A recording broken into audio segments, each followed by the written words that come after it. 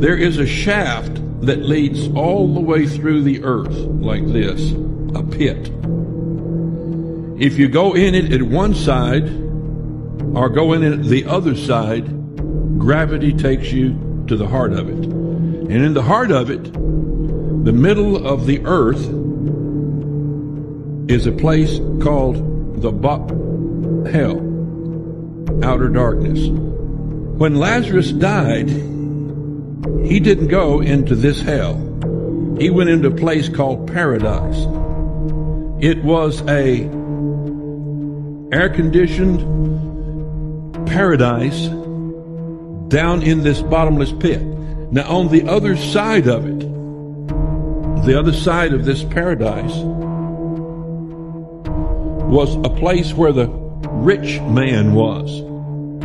He was not yet in the lake of fire, but he was in a place of torment on this other side. And here was this gulf separating them, so that those on the paradise side could not cross over, and those on the hell side could not cross over to paradise. No one is in the lake of fire yet.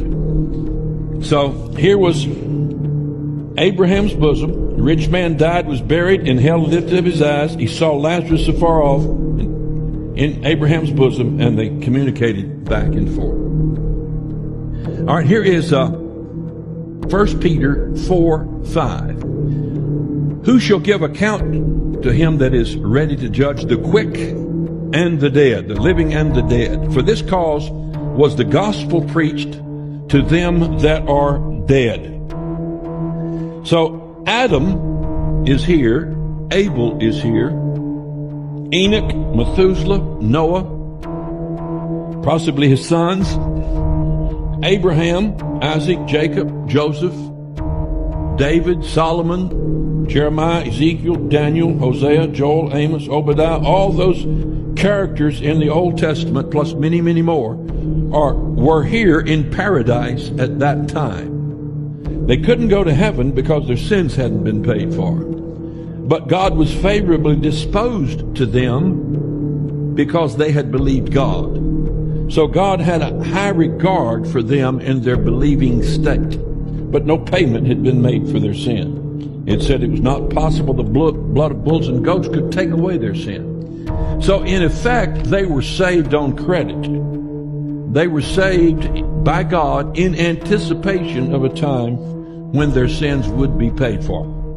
Jesus, when he died, went and preached to the dead. Here's where they were.